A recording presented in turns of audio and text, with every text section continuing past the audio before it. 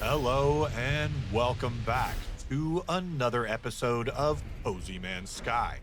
I am Wilhelm III, and we are picking up right where we left the last episode, heading over to this hollow terminus to speak to the very mysterious Artemis, who we met at the beginning of our main campaign run.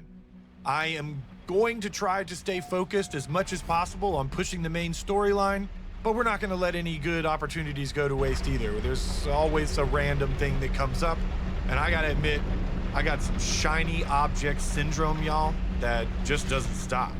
And speaking of, I think we just flew over a structure. Yeah, there is a random structure beneath us, which I just mentioned I'm not going to be able to resist.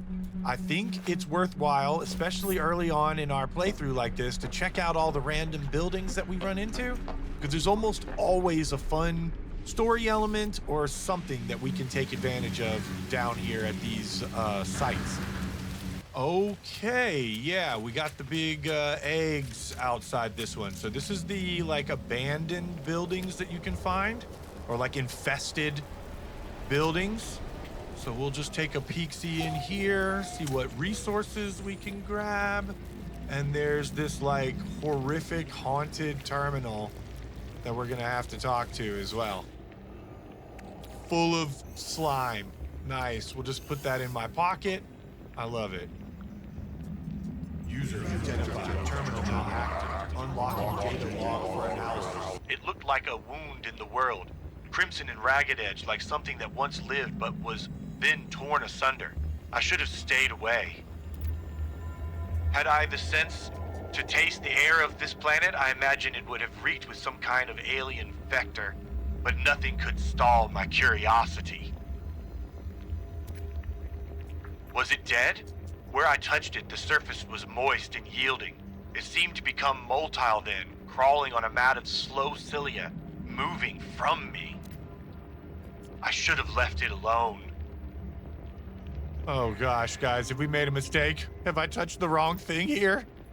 What did he leave me? What kind of prize do we get?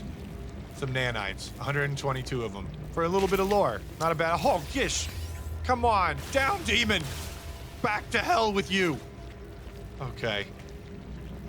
Frickin' slap me in the face with your tentacle, man.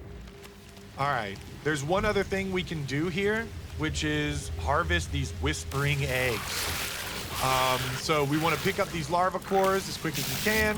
These freaking abominable horrors or whatever they're called are gonna spit at us and try to rip us apart. So you want to just sort of stay ahead of them.